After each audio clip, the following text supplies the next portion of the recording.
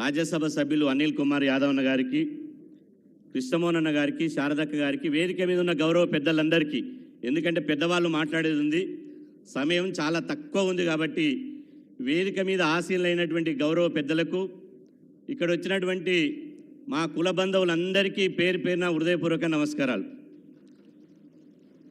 సర్దార్ సర్వాయి పాపన్న ఇవాళ జయంతి ఒక రవీంద్ర భారతులనే కాదు, తెలంగాణ రాష్ట్రంలో 12,756 గ్రామ పంచాయతీలు ఉన్నాయి.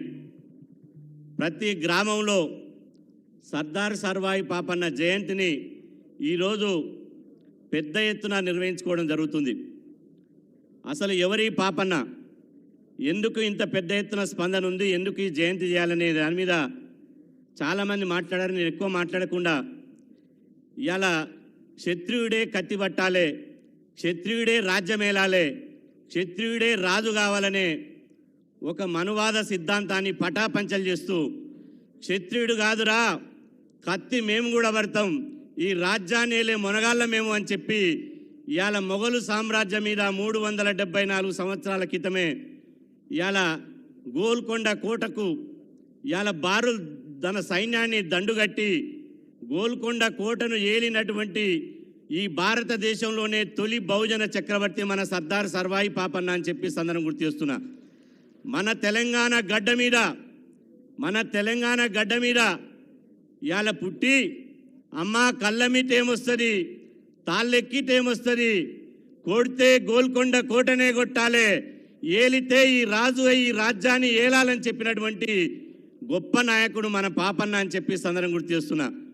ఇట్లాంటి పాపన్న చరిత్రను ఇవాళ మనం అందరం గుర్తుపెట్టుకొని వారి జయంతిని జరపడం అంటే పాపన్న ఆశయాలను ముందుకు తీసుకుపోవడం అవుతుంది.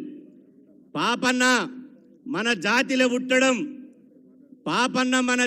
పుట్టడం మనం అందరం చేసుకున్న అదృష్టంగా భావించాలి అని చెప్పి సందర్భం గుర్తు చేస్తున్నా. అట్లాంటి పాపన్న ఆశయాలను మనకు ఈ ప్రభుత్వం నిజంగా అదృష్టవంతులం. బీసీ వెల్ఫేర్ సంక్షేమ శాఖకు ఒక ఉద్యమ నాయకుని, అదేవిధంగా ఒక బీసీ కమిట్మెంట్ ఉన్నటువంటి నాయకుని మంత్రిగా చేయడం మూలంగా గతంలో ఎన్నడూ లేని విధంగా, నేను ఏ పార్టీ కాదు కానీ గతంలో ఉన్న బీసీ సంక్షేమ శాఖ మంత్రి నిద్రపోయిండా మెలకతోటి ఉండా అర్థం కాకపోయేది. కానీ ఇప్పుడు బీసీ సంక్షేమ శాఖ మంత్రిగా పొన్నం ప్రభాకర్ గారు, ప్రిన్సిపల్ సెక్రటరీగా వెంకటేశ్వర సార్ వచ్చిన తర్వాత బీసీల అభివృద్ధి గురించి బడ్జెట్ విషయంలో కానీ, కులగణన విషయంలో కానీ, ఇలా అన్ని విషయాల్లో కూడా చాలా ఫాస్ట్గా మన బీసీ జాతి కోసం అహర్నిశలు కృషి చేస్తూ కష్టపడుతున్నటువంటి మనకు వాళ్ళు దొరకడం మన బీసీ జాతి అదృష్టంగా ఈ సందర్భంగా మీ అందరి తరపున వారికి ప్రత్యేకంగా ధన్యవాదాలు తెలియజేస్తున్నాం. మొన్ననే సేఫ్టీ మోకులని మనం తాడు మీదకి వెళ్ళి చనిపోతుంటే ఎవరు కూడా ఆలోచించకపోతే సేఫ్టీ మోకులని చెప్పి మనకు పరిచయం చేసి ఒక్క గౌడ బిడ్డ కూడా తాటి చెట్టు మీదకి వెళ్ళి పడి చనిపోయిన వార్త రావద్దు అని చెప్పి ఇవాళ సేఫ్టీ మోకులను తీసుకొచ్చినందుకు సభ ద్వారా వారికి ప్రత్యేకంగా ధన్యవాదాలు తెలియజేస్తున్నాం. ఇవాళ మేనిఫెస్టోలో అవి చాలా ఉంటాయి, కానీ మేనిఫెస్టోలో ఉన్నట్టు అందరూ కింద ఉన్నవాళ్ళు, రాష్ట్రంలో ఉన్నవాళ్ళు ఏకైక ఆకాంక్ష ఏంటంటే మా పాపన్న చరిత్ర భవిష్యత్ తరాలకు నిలబడాలంటే, ఇలా వారి చరిత్రను ముందుకు తీసుకుపోవాలంటే వారు పుట్టి పెరిగినటువంటి జనగామ జిల్లాకు పాపన్న జిల్లాగా పేరు పెట్టాలని చెప్పి రాష్ట్రంలోని కోట్లాది మంది ఆకాంక్ష. కాబట్టి ఈ వేదిక ద్వారా ప్రభుత్వానికి మీ అందరి తరఫున విజ్ఞప్తి చేస్తున్నాం. ఇలా 33 జిల్లాలు ఉన్నాయి, కొత్త జిల్లాలనే చాలా పేర్లు పెట్టారు కాబట్టి పాపన్న జిల్లాగా పెట్టాలని చెప్పి సందర్భంగా మీకు విజ్ఞప్తి చేస్తున్నా. రెండోది, గత ప్రభుత్వం ట్యాంక్ బండ్ మీద పాపన్న విగ్రహం పెట్టలే కాబట్టి వచ్చే అంబేద్కర్ జయంతి అయితే అంబేద్కర్ విగ్రహం దగ్గర ఎట్టయితే చేస్తామో వచ్చే జయంతి నాటికి సర్దార్ సర్వాయి పాపన్న మహారాజ్ భారీ విగ్రహాన్ని ఇలా ట్యాంక్ బండ్ దగ్గర పెడితే మనమందరం అక్కడనే జయంతి చేసుకునేటువంటి అవకాశం ఉంటుంది. కాబట్టి ఇలా పెడతారనే విశ్వాసం మనకు 100% ఉంది.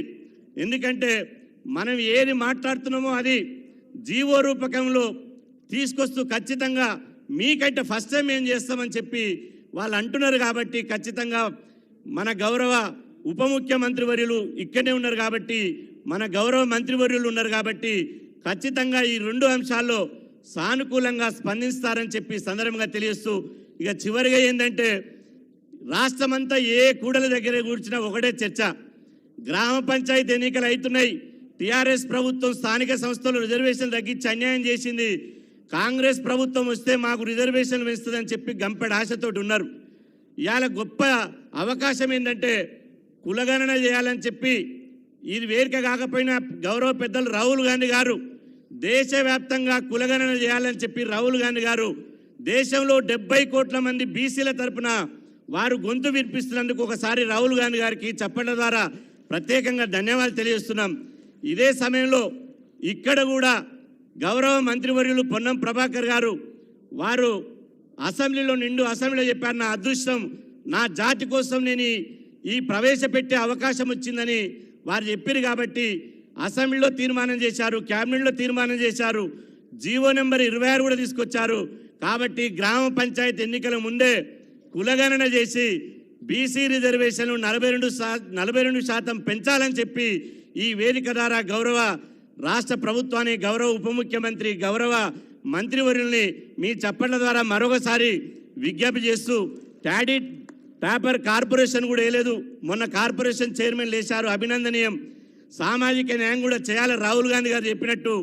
ఈ గీత కార్పొరేషన్ కూడా ఇలా ఒక బీసీ, ఒక గౌడ బిడ్డకు వచ్చే విధంగా, అవకాశం వచ్చే విధంగా చూడాలని చెప్పి ఈ సందర్భంగా తెలుస్తూ చివరిగా చెప్పేది ఏంటంటే, ఒకసారి మన బండ్ల మీద, మన కార్ల మీద ఎవరెవరో స్టిక్కర్లు అతుకు పెట్టుకుంటాం. మన బండ్ల మీద ఎవరి స్టిక్కర్లు ఉండొద్దు. మన ఇంట్లో దేవుని పక్క పంటి మనకు బైక్ ఉంటే, కారు ఉంటే, ఎవరున్నా బీసీ బిడ్డలు, గౌడ బిడ్డలు సర్దార్ సర్వాయి పాపన్న స్టిక్కర్ అతుకు పెట్టుకోవాలి. ప్రతి ఇంట్లో ఫోటో ఉండాలి.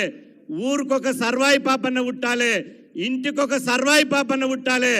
అప్పుడే సర్వాయి పాపన్న కలలు కన్నటువంటి రాజ్యం వస్తుందని చెప్పి సందర్భంగా తెలియస్తూ, ఈ అవకాశం ఇచ్చినటువంటి ఆహ్వాన కమిటీకి ప్రత్యేకంగా ధన్యవాదాలు తెలుపుకుంటూ సెలవు తీసుకున్నాను.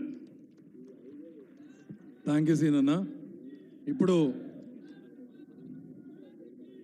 తెలంగాణ రాష్ట్ర హస్తకళల అభివృద్ధి కార్పొరేషన్ చైర్మన్ గౌరవనీయులు శ్రీ నాయుడు సత్యనారాయణ గౌడ్ గారిని మాట్లాడవలసిందిగా విజ్ఞప్తి.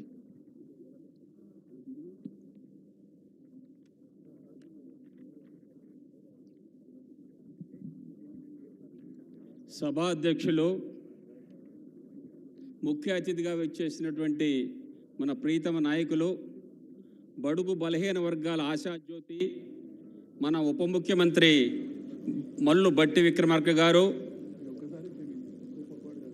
మన అత్యంత సోదరులు, వెనుకబడిన తరగతిలో ఉన్నటువంటి మంత్రివర్యులు పొన్నం ప్రభాకర్ గారు, వేదికను అలంకరించినటువంటి పెద్దలందరికీ ముందుగా నా హృదయపూర్వక ధన్యవాదాలు తెలియజేస్తూ ఉన్నాను. ఈరోజు